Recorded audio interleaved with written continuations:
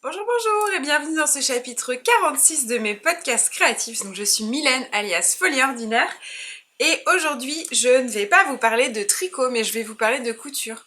Donc dans l'épisode précédent où je fais mon grand retour, je vous explique que je change de format. Donc j'ai tourné euh, ce magnifique gilet au fil du temps, comme ça vous avez pu voir sa construction et son évolution. Et du coup je vous avais dit que le prochain épisode je ferai un épisode plus couture avec mes 4 cousettes de l'hiver. Alors je sais, on est déjà en avril, nous sommes le 12 avril et du coup j'avais envie de faire comme ça, de faire un bilan en gros de mes coutures au fil du temps. Comment ça se passe? En général, je me donne 4 objectifs par saison. Donc je réfléchis en amont, j'utilise les documents de I Am Pattern euh, pour essayer de me retrouver. Donc je n'utilise pas tout, mais j'utilise un peu la Tissu Tech et puis aussi tout ce qui est programmation. Et donc voilà, je me dis 4 cousettes pour 3 mois, c'est bien. Parce que des fois, j'ai pas assez de temps. Des fois, là, je pense que pour le printemps, j'ai prévu des trucs qui sont pas très compliqués ou que j'ai déjà fait. Donc je vais pas mettre trop de temps. Et je vais peut-être en rajouter une derrière. Ou des fois, ça se modifie aussi, c'est pas fixe. Mais voilà, j'essaye de bien réfléchir et de construire une garde-robe qui soit cohérente avec ce que je porte vraiment et aussi une garde-robe qui soit cohérente avec mes tricots et mes designs et notamment alors pour Papouas je vous en ai parlé, j'ai par exemple une robe que j'ai déjà faite que je vais vous présenter aujourd'hui et que je vais refaire en noir parce que j'aime beaucoup la porter et que c'est avec cette robe exactement que j'ai imaginé porter ce gilet. Donc voilà, je trouve ça intéressant de pouvoir lier les deux. Alors après, si vous ne cousez pas du tout, ça ne va pas trop vous intéresser.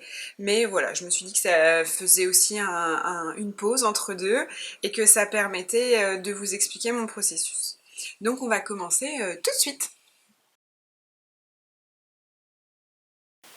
Et donc, pour ce démarrage, donc, je vais vous présenter mes cousettes de mes projections d'hiver.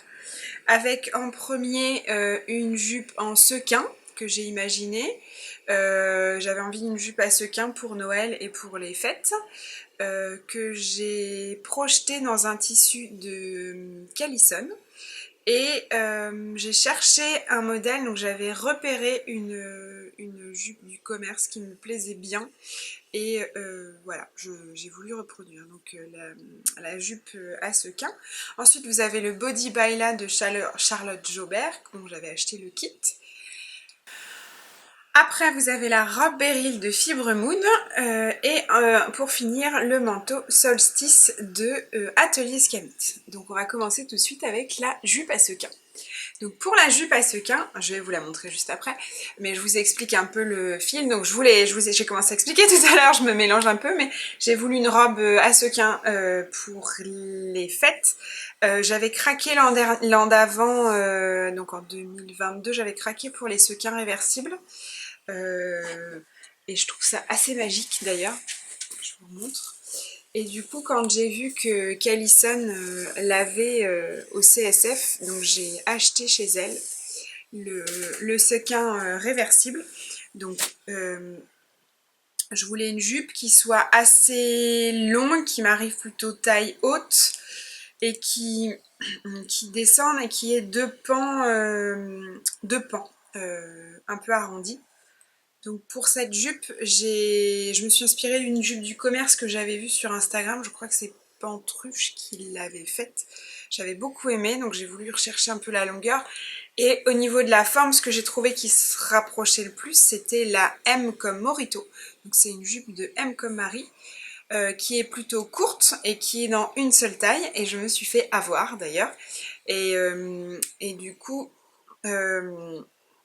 Donc je suis partie sur ce patron-là, j'ai découpé et tout, et j'ai découpé mon tissu. Et en fait, je me suis rendu compte que c'est un jersey qui est quand même extensible, mais pas... Enfin, les sequins, en fait, il paraît extensible, mais en fait, il n'est pas du tout extensible. Ce qui fait que comme la jupe que j'avais vue, c'était une mini-jupe qui était unitaille et du coup en jersey, et ben quand j'ai commencé à assembler, je me suis dit mais ça ne va pas du tout. Pas du tout, je n'entrerai jamais dedans. Donc j'avais allongé la hauteur parce qu'elle était vraiment petite. Donc moi j'ai allongé pour qu'elle m'arrive au niveau du genou. Et en fait, ça donne, ça donnait, enfin je rentrais pas dedans en fait, donc j'étais un peu dépitée. Et donc du coup, j'ai quand même réussi à faire quelque chose. Donc j'ai un peu triché. Donc je vous montre le devant. Donc le devant, je l'ai gardé tel quel. Alors on voit les coutures qui sont du coup légèrement sur le devant et pas sur les côtés. Et on a les arrondis ici, hop, avec hop, la hauteur là. Et du coup pour tricher, en fait, au lieu d'avoir un seul pan derrière, j'ai fait deux pans avec une couture au milieu qui au final ne se voit presque pas avec les sequins. Donc voilà comment j'ai réussi à élargir ma jupe. Et elle est doublée pour pouvoir la porter avec les collants parce que forcément le sequin j'avais un peu peur que ça bousille tout. Elle a été portée pas à Noël parce que je l'avais pas fini du coup avec mes mésaventures et puis on a été un peu malade à ce moment-là. Mais du coup, alors j'ai bien aimé la porter. Je trouve qu'elle a un rendu qui est sympa mais je l'ai trouvée presque trop large. Je l'ai faite trop large quand j'ai modifié. Et je crois je la trouve un peu longue. Donc en fait, il faudrait que je la reprenne. Donc voilà, c'est pas tout à fait une réussite. Je ne suis pas sûre de la reporter, ce qui est dommage. Ou alors, il faut vraiment que je la reprenne. Donc hop, j'avais fait une ceinture simple, du coup avec un élastique. Mais ça fait presque un effet bouffant. Qui est pas forcément... Enfin voilà, je sais pas ce que je fais. Je sais pas si je retaille tout, si... Je pense que ce qui pourrait être facile, c'est de la raccourcir en fait, qu'elle soit moins haute, du coup, pour en faire quelque chose de plus petit et qui me coupe moins la silhouette, parce que du coup, au final, ça me tasse la silhouette, parce qu'elle m'arrive vraiment au niveau du genou et ça tasse la silhouette. Je trouve que ça fait pas...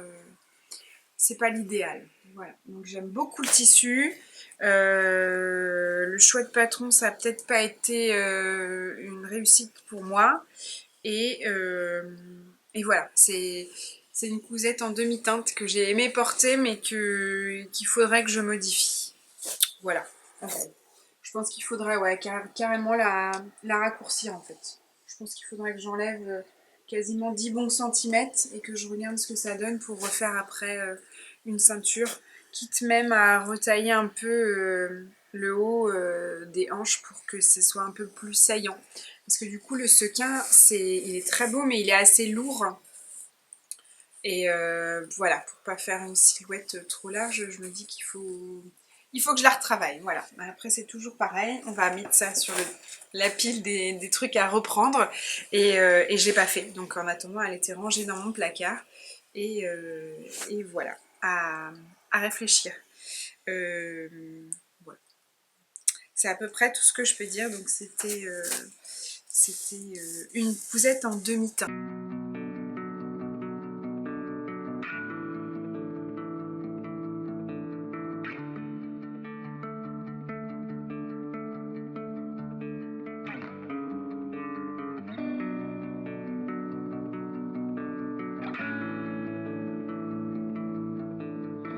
Une cousette en demi-teinte. Mais pour les autres, vous allez voir, c'est plutôt pas mal. Donc je passe à la suite. Donc ça, c'était le premier patron fait. Donc le deuxième, je vous ai parlé du Body Baila. Donc le Body Baila, c'était un coffret que j'avais acheté de chez Charlotte Jobert. Donc c'est un body avec une encolure en V, mais très profonde, des grosses manches bouffantes, où on peut faire des manches droites aussi, mais j'avais craqué pour les manches bouffantes, et le body, donc le reste du body. Et du coup, j'avais choisi le tissu, hop, un tissu bordeaux côtelé, que je trouve très beau. voilà, que j'aimais beaucoup. Et sauf que comme le tissu était très beau, je me suis dit il faut pas que je me loupe, il faut que je fasse une toile. Donc j'ai fait une toile, et comment dire, c'était pas très concluant. Donc j'ai fait ma taille en suivant mes mensurations.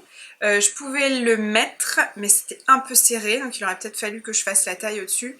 Mais je me suis surtout rendu compte que le décolleté, donc il est croisé, mais du coup il est très profond, donc je crois elle le porte sous la poitrine en fait. Elle porte un des modèles, ou comme ça, sous la poitrine, mais du coup il arrive très plongeant.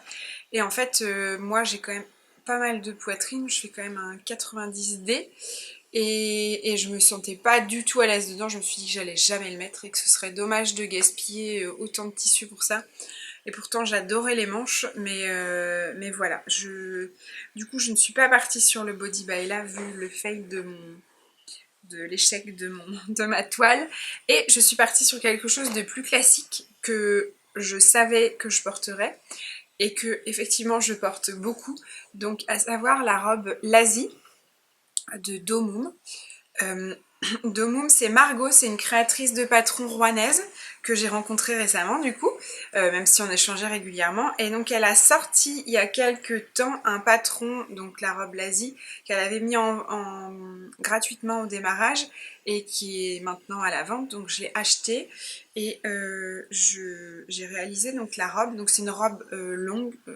À la base les manches sont longues, la robe est longue à peu près mi-mollet et elle est droite, donc c'est exactement un peu la robe t-shirt classique. Et elle est pas très large. Elle fait vraiment, elle épouse la taille des hanches. Et du coup, j'aime beaucoup. Et voilà, je vous dis, je la porte très souvent. Donc la voici. Hop.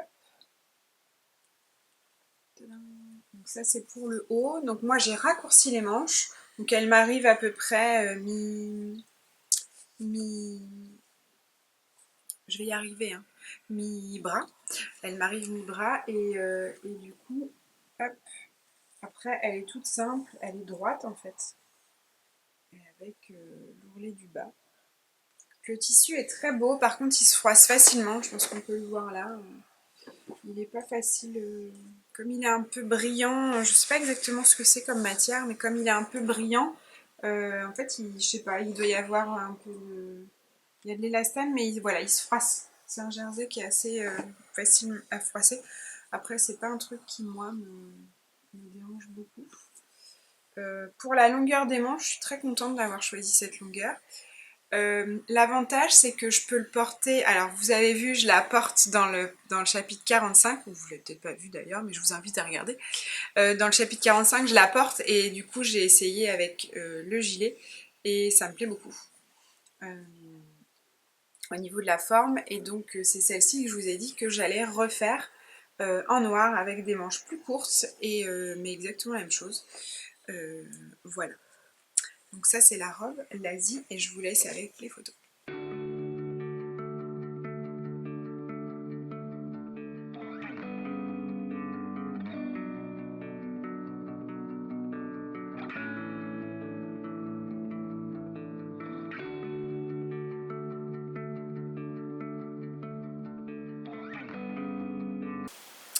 Pour la troisième cousette, je vous ai parlé de la robe Beryl de Fibre Mood.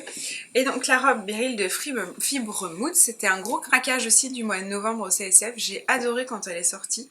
J'ai beaucoup aimé la forme, donc très ample au niveau du haut et très cintrée au niveau des hanches. Et du coup, je savais pas trop dans quoi je pourrais pu la faire. Et donc en me baladant le samedi dans les allées du CSF, j'ai découvert, enfin je suis allée voir le stand de Coucoul Mercerie, qui est une mercerie qui fait des tissus, qui fait des reventes de tissus en fait, et elle a notamment les marques Meter Dickey, que j'aime beaucoup, et donc j'ai craqué pour un tissu Meter Dickey, je vous montre. Hop, donc celui-ci. Donc c'est un Vichy noir et marron. Hop, un peu seersucker comme on dit. Ça fait un peu lin, je crois c'est lin coton de mémoire, je crois. Donc il est assez, il est assez souple, mais en même temps il a une certaine rigidité. Et donc j'ai tout de suite imaginé, j'ai imaginé la robe Beryl dedans. Alors j'ai eu des doutes, j'ai mis du temps avant d'aller l'acheter, je crois que je l'ai acheté un peu au dernier moment, le dimanche. Mais je regrette pas du tout. Parce que voilà, je la porte assez souvent et j'aime beaucoup. Donc je vous la montre. Hop. Donc voilà, donc là j'ai le col. Alors j'ai voulu mettre une étiquette qui était donnée avec l'achat du tissu, sauf que je ne l'ai pas mise au bon endroit, je sais pas pourquoi, je devais pas être très en forme. Donc au lieu d'être là en dessous dans le pied de colle, je l'avais cousue au col en fait. Donc elle est légèrement plus haute et bon, c'est pas très grave, c'est juste la petite touche en plus. Et j'ai bidouillé pour qu'elle tienne et qu'elle bouge pas trop dans mon cou. Donc la voici, donc là on voit le col avec les grosses manches bouffantes. Hop, on voit bien qu'il donne bien de l'ampleur. Pour les boutons, comme je peux toujours pas faire de boutonnière, j'ai mis des gros pressions bronze qui rappellent le marron. Et donc après on passe hop, à la robe qui est assez longue. Voilà, et qui s'ouvre. Alors du coup, elle est vraiment très serrée aux hanches. Il faut bien faire attention au choix de la taille. Moi, je sais que j'ai pris ma taille en fonction des mensurations qui sont données. Tous les tableaux sont bien clairs. Il faut vraiment bien mesurer. On peut pas se dire je prends la taille habituelle. Il faut vraiment bien faire attention et se baser sur la taille de hanche. Moi, je sais que quand je l'ai faite, j'ai dû légèrement j'ai diminué en fait la marge de couture sur les hanches pour gagner j'ai dû gagner 1 cm de chaque côté pour que ça tire moins au niveau des boutonnières parce que elle est bien, là c'est bien droit et ça tire bien ça tire pas sur les boutonnières, mais si j'avais pas récupéré ces 2 cm en tout, je pense que j'aurais eu des boutonnières un peu bombées. Et alors j'ai essayé de faire des raccords motifs, mais bon, je suis pas une pro, donc là ça va à peu près sur le haut. Et j'ai essayé aussi de faire en sorte que les boutonnières ça cale, et c'est peut-être aussi pour ça que j'ai dû tirer un peu sur les marges de couture, parce que j'ai voulu que au niveau de la boutonnière le motif se prolonge bien. Après j'ai pas aligné les côtés parce qu'il y a la forme, mais j'ai quand même essayé de garder voilà, l'alignement des carreaux. Alors c'est où? Je le vois pas, c'est là. Hop, il y a l'alignement des lignes, mais voilà, j'ai pas forcément les carreaux qui tombent pile pile. Donc je suis plutôt contente, je trouve que je me suis pas trop mal débrouillée pour une première à essayer d'aligner les motifs, chose que je ne fais jamais. Voilà, après je la porte facilement avec mon gilet, mon pull corsac noir, du coup, et je mets un élastique en bas de mon pull que je serre pas trop pour pas abîmer la laine, et je remonte en fait je mets l'intérieur, comment dire, l'élastique avec le nœud de laine, je le mets à l'intérieur en fait, ce qui fait que ça me fait presque un crop sous la poitrine avec le derrière qui tombe. Voilà, et je vous montre ça en photo.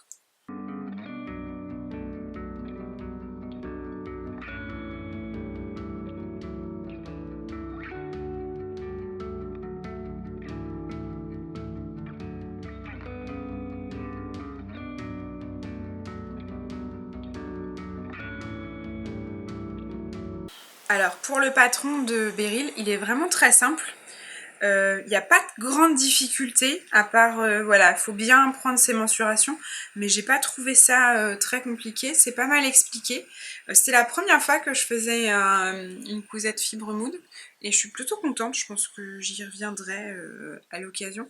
Alors j'ai jamais acheté de magazine, j'ai vraiment acheté que à l'unité, parce que dans le magazine, il y a toujours des modèles qu'on va pas forcément faire, et que comme j'essaye de consommer responsable aussi en me disant je fais ce que j'achète quelque chose que je vais faire, ce que je ne faisais pas trop avant, mais je me suis rendu compte qu'en prenant plein de trucs, en fait il y a plein de choses qu'on n'utilise pas, donc c'est bien de soutenir les marques et tout, mais il y a des moments où il faut aussi penser à son porte-monnaie.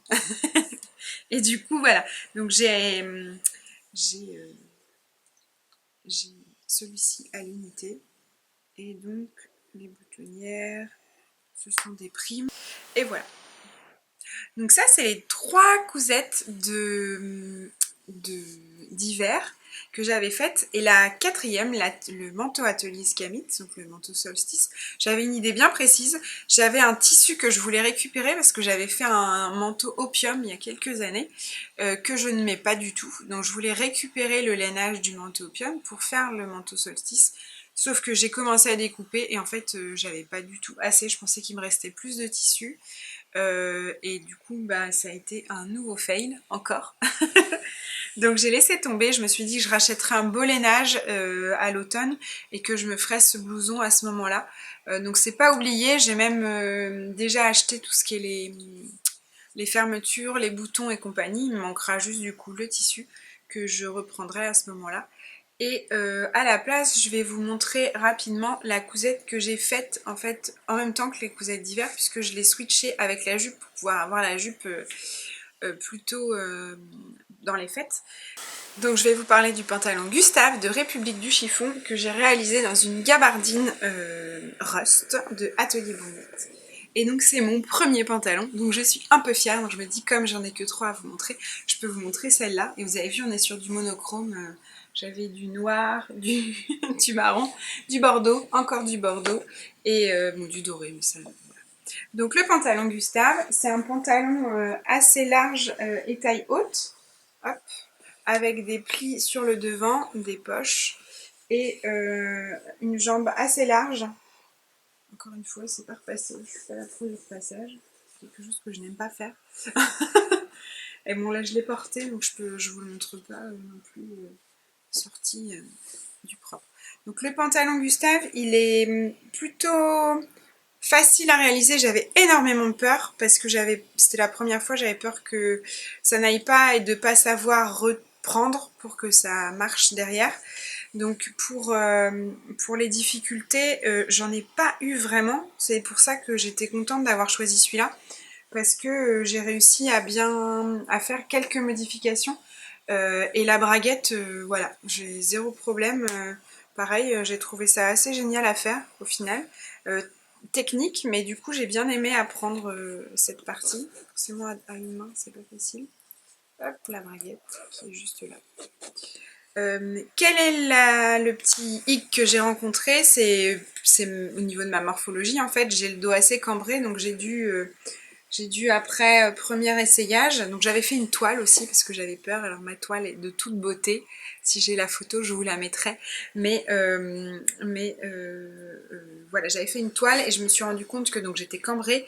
J'ai dû reprendre la ligne de dos pour pouvoir ajuster à ma cambrure. Et j'ai repris aussi un tout petit peu au niveau de l'entrejambe parce que c'était un peu grand, ça tirait, il y avait des plis. Donc j'ai repris un peu. C'est pas nickel au niveau de la fermeture ici. Là, il y a un petit point que j'ai mal fait. Mais je suis très contente. J'aime bien le porter. J'aime bien sa couleur. Là, avec le printemps, je me dis que ça peut être sympa aussi. Ça, avec un haut soit fleuri, soit blanc. Voilà. Donc ça c'est pour mon pantalon Gustave. Donc je vous ai dit, un pantalon Gustave de République du Chiffon dans une gabardine Atelier Brunette. Et donc pour la doublure, j'ai pas été très originale et je suis allée chercher un reste de viscose Atelier Brunette aussi. Hop, celle-ci que j'aime beaucoup et que j'avais encore en stock un petit peu. Donc c'est l'avantage de garder des petits morceaux, c'est qu'on peut derrière faire des petites retouches, enfin des petits ajouts sympas. Donc là par exemple les poches.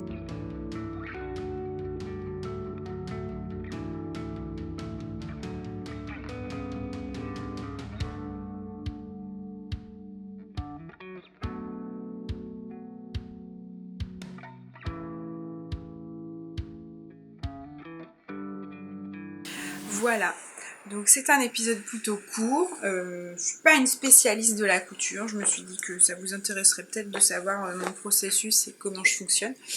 Mais voilà, dites-moi si ça vous a plu, si je réitère ou pas, sachant que si je fais un par saison, ça en fait 4 dans l'année. Voilà, je me dis que ça peut être sympa, si ça vous intéresse. Et donc, toutes les marques ont été référencées. Si jamais vous avez des questions, vous n'hésitez pas à les poser. Je serai forcément heureuse de pouvoir vous répondre. Et dans tous les cas, je vous remercie et on se retrouve la prochaine fois avec un nouveau design, un nouveau processus que je n'ai pas fini, mais vous allez voir le 12 avril, j'en reparle dans l'autre. Donc pour ce chapitre 47, on se retrouve la prochaine fois. Et en attendant, je vous fais plein de bisous et je vous souhaite une bonne journée, une bonne soirée ou quoi que ce soit. Bisous!